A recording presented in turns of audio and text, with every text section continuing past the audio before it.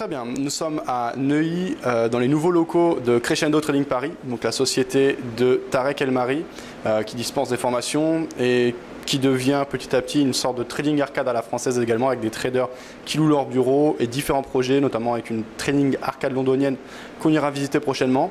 On va aller rencontrer Tarek et découvrir les nouvelles installations.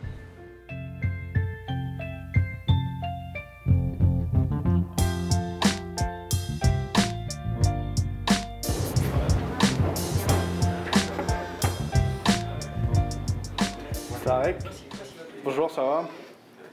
Donc on est ici dans ta nouvelle salle, c'est ça, à Neuilly. Ouais. Est-ce que tu peux nous présenter un petit peu les locaux? Ouais. Donc là on a deux blocs de traders, indépendants. Donc, la plupart traitent sur le dôme, au carnet. Mais il y a des traders qui utilisent le dôme et qui n'utilisent pas spécialement le carnet, mais des charts. On va dire qu'on a sur les 14 traders, on va dire qu'il y en a 90% qui font du carnet, il y en a 10, 15, 20% qui font autre que du carnet d'ordre. Mais tout le monde traite pour l'instant sur les futurs. Ça c'est le groupe, il y a deux blocs de 10, c'est des traders indépendants. Voilà, qui traitent de façon permanente de 9h à 18h. On a deux traders qui traitent le marché américain jusqu'à 22h. D'accord. Ensuite, là, on a trois desks pour les formations. Donc, on a Johan qui est un des traders indépendants. Et là, on a deux graduates. Donc, c'est descendre le prix.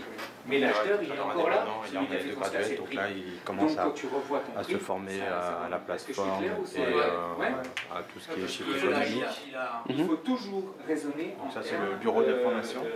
Du coup, Tarek, là, il y a beaucoup moins de formations que ce qu'il peut y avoir avant. Oui, là, maintenant, on est plus axé sur le trading et trouver des investisseurs ou des partenaires comme des trading arcades qui vont backer des traders. Donc là, on en a déjà deux. C'est deux traders que j'ai formés qui sont maintenant backés par Bullmoose Derivative à Londres.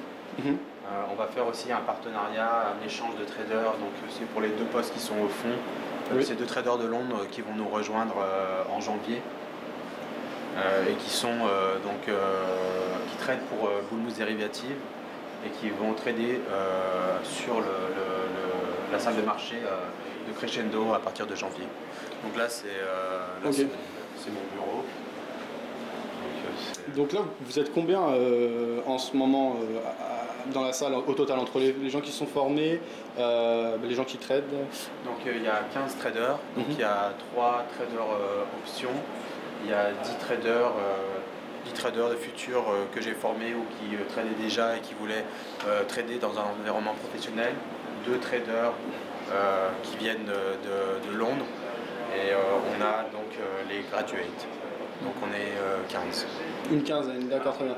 Un truc, donc récemment j'ai publié la vidéo, le reportage qu'on avait fait lors de la soirée d'inauguration, c'était à Paris. Désormais tu as déplacé la salle à Neuilly. Juste en quelques mots, pourquoi changer aussi vite?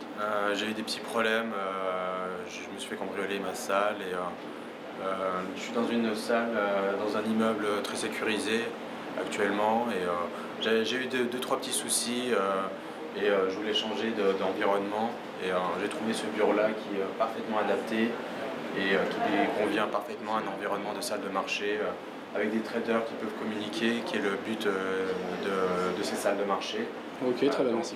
Tiens, juste un mot, on voit la tour Eiffel là-bas au loin, là, donc une belle vue. Une super vue sur Paris. Donc on a Sacré-Cœur, on a l'Arc de Triomphe, on a une belle vue de... Bon, c'est pas ce qui est primordial, mais c'est vrai que c'est sympa d'avoir un environnement agréable et une vue comme ça sur Paris. On a la vue sur la Défense de l'autre côté. Donc, là, ce tableau là, c'est quoi? C'est quand vous faites des... Voilà, c'est le matin en fait, lors du morning meeting. On prépare tous les événements clés de la journée, donc là l'émission de dette espagnole, les discours de la BOE et de la BCE, le Jobless Claim, et les conférences, la ECB tout à l'heure, donc qui va commencer dans 20 minutes. Donc c'est vraiment l'événement le plus important.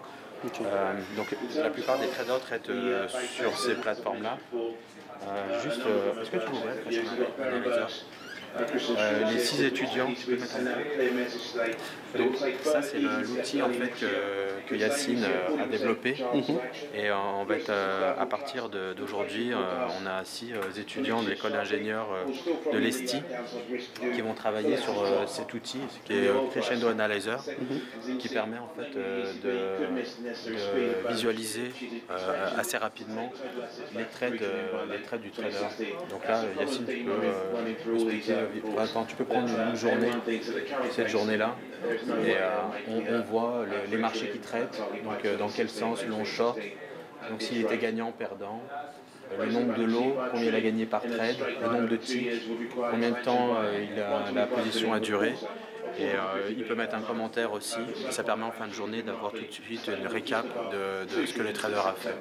Donc à partir de cet outil que Yacine a développé, les 6 étudiants de l'ESTI, c'est bien ça, c'est l'ESTI. D'accord. Donc c'est 6 étudiants qui sont en BI, en Business Intelligence, et qui vont créer un outil sur mesure pour Crescendo pour améliorer tout ce qui est reporting et BI statistique pour chaque trader. Voilà, un outil sur mesure.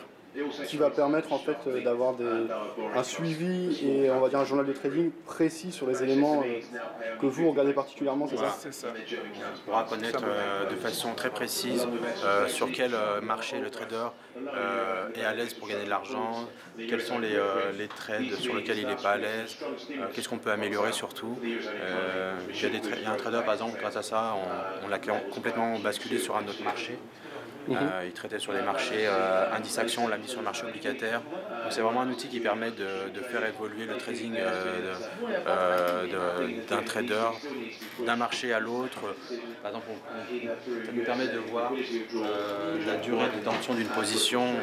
J'ai vu aussi qu'il y avait des traders qui perdent de l'argent quand ils gardaient des positions plus de 5 minutes. Donc ça permet d'affiner et de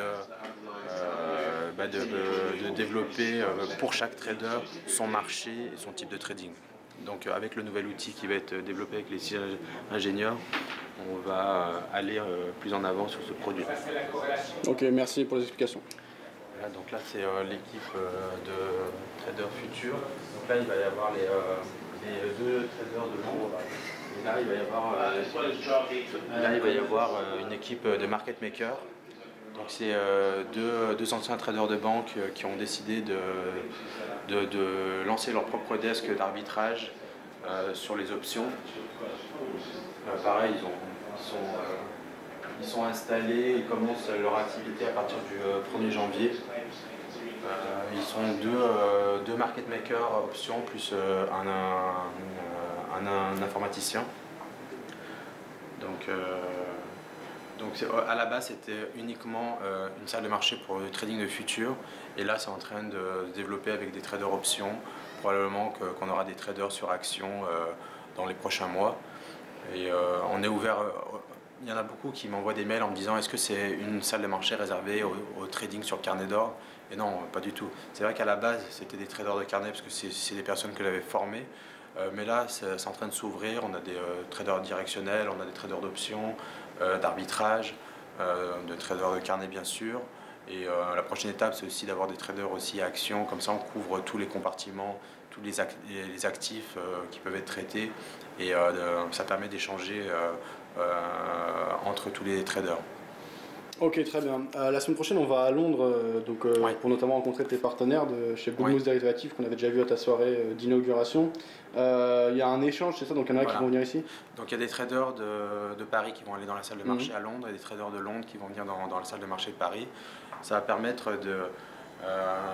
d'échanger des stratégies, ont des stratégies différentes. Et moi, ça va me permettre d'échanger sur le carnet avec ces traders-là. Donc on va en profiter pour rencontrer, je les ai déjà rencontrés lors de l'inauguration et de voir qu'est-ce qu'on peut faire en avant. J'ai déjà présenté 2 traders ici pour qu'ils traitent pour les fonds de Bullmoose. Et vraiment c'est ça, c'est d'échanger des traders qui qui n'ont pas des capitaux nécessaires et qui ont des bons track records, ils peuvent aller à Londres et traiter pour le compte de Paul Mousse. Donc c'est un peu ça l'idée. Ok, parfait. Donc on a vu les différents postes ou il y a d'autres choses à découvrir?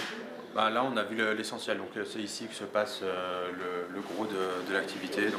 C'est vrai que quand j'ai voulu déménager, ce quartier-là était propice au développement d'une salle de marché, parce qu'on le voit, par exemple là il y a la salle de Crédit Agricole CIB, au niveau des connexions, c'est vrai qu'on a besoin d'avoir une connexion rapide et ce quartier-là permet d'avoir ce type de connexion avec Colt et un débit très rapide. Là, voilà, le gros de la salle de marché se trouve ici et va se développer dans ce lieu-là. Merci Tarek pour la présentation.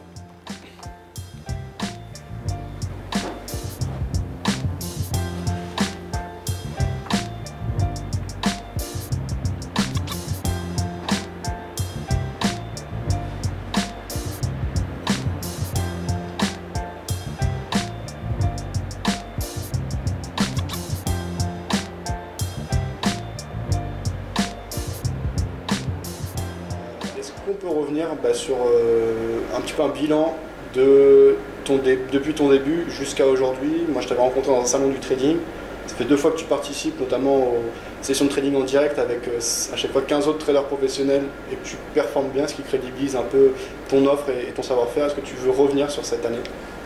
C'est vrai qu'on s'est rencontrés en 2013 au salon du trading. J'étais arrivé deuxième derrière Rob Hoffman au coude à coude. Comme cette année, pareil, je finis deuxième au coude à coude. Moi, ça m'a permis de montrer un peu le carnet d'ordre. C'était méconnu en 2013 et c'est vrai que là, ça prend de l'ampleur. Il y a notamment des plateformes comme ProRetime qui vont lancer leur propre plateforme de carnet d'ordre. Ça va être un bon booster pour la suite parce que tous les traders retail vont enfin pouvoir une plateforme pour commencer à trader sur ce type de trading-là. Ensuite, il y a eu les formations qui ont permis de former pas mal de traders sur ce type de stratégie. Et ces traders-là, actuellement, ont leur propre desk dans la salle de marché qu'on a vue précédemment. Et ça a permis de regrouper pas mal de traders, des traders options qui nous rejoignent, des traders actions qui vont probablement nous rejoindre, donc créer une dynamique qui est en train de se former avec des traders indépendants qui vivent de leur trading. Donc ça c'est vraiment l'objectif premier et on peut dire que maintenant il est atteint. Donc il y a plusieurs paliers, il y a eu plusieurs étapes et il faut les faire une par une. Et je suis assez satisfait de la progression. Ça fait qu'un an et 2 mois que la société existe. Et quand on voit le résultat avec cette première salle de marché qui est complète, ça laisse augurer de pas mal de bonnes choses pour les prochains mois ou les années qui suivent. Essayer de nouer des partenariats avec des investisseurs, avec des structures qui financent des traders et pourquoi pas développer d'autres personnes qui forment des traders performants. C'est peut-être la prochaine étape. Peut-être former des traders sur des stratégies autres que le carnet. C'est peut-être une possibilité. Monter une structure pour gérer des fonds, c'est aussi une des prochaines étapes. Donc on va y aller petit à petit et j'espère que la société va continuer à croître comme elle l'a fait précédemment durant un an.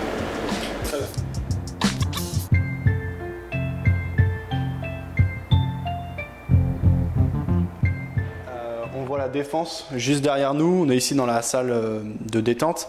Tarek, tout à l'heure tu nous as fait la présentation des locaux, on voit qu'il y a moins de formations, plus de traders actifs et de connexions qui se font. Est-ce que tu peux nous dire maintenant quels sont tes projets, quel est le sens que tu donnes désormais à ton activité?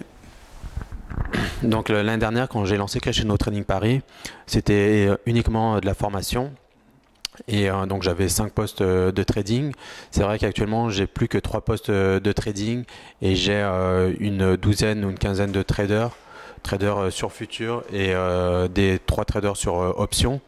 La société va aller dans ce sens-là en privilégiant les traders indépendants et rechercher des investisseurs pour backer ces traders-là ou avoir des traders indépendants qui veulent trader avec plus de fonds. Donc c'est vraiment ça, en gardant toujours la possibilité d'avoir des personnes qui peuvent être formées et qui peuvent ensuite être backées par des trading arcades à Londres. Donc la société va évoluer dans ce sens-là et ça va plutôt ressembler à un modèle anglo-saxon avec une salle de marché. Bon, ce ne sera pas une salle de marché comme il peut y avoir un Barex avec 200 traders, mais ça va être un modèle qui va être avec plus de traders indépendants et on va dire une petite partie qui va être consacrée à la formation avec 3 à 4 postes. D'accord. Donc on a aussi le développement d'un desk de trading options d'arbitrage. Actuellement, ils sont 3, mais je pense que d'ici 1 an ou 2, ils seront une dizaine. Donc je pense que la société, d'ici 1 an, il y aura 90% de traders indépendants ou de structures qui vont être hébergées dans la salle de marché et on va dire 10% de formation. D'accord, ok, très bien. La dernière fois que je t'avais vu, tu disais, toi à titre personnel, tu as un peu lâché le trading parce que s'occuper d'un tel projet, c'est pas rien. Des infrastructures, enfin voilà, on se doute bien que ça se fait pas en claquant des doigts, former des gens, etc. Du coup, le fait d'avoir moins de personnes à former, également des gens peut-être qui t'épaulent. La dernière fois, j'avais interviewé Johan, paysan d'Orange, qui a l'air de bien t'aider là-dessus. Ça va te libérer du temps. Tu vas reprendre le trading là prochainement? Justement, il n'y a pas que Johan, il y a également tous les autres traders qui m'aident sur toutes les tâches transversales et qui vont, à partir de janvier, me laisser beaucoup plus de temps. Donc là, on travaille avec Bullmoose Derivative pour trouver une structure qui puisse permettre de lever du cash pour lancer un fonds. Donc c'est un fonds qui sera dédié au trading de futurs en intraday. Et je pense que d'ici l'année prochaine, je serai majoritairement dédié pour cette activité et il y aura des personnes qui s'occuperont de la formation, une personne qui peut s'occuper de la salle. Le plus dur, ça a été de lancer le Crescendo. Maintenant, la salle tourne et vit d'elle-même et je peux me consacrer vraiment sur les projets de trading et de fonds.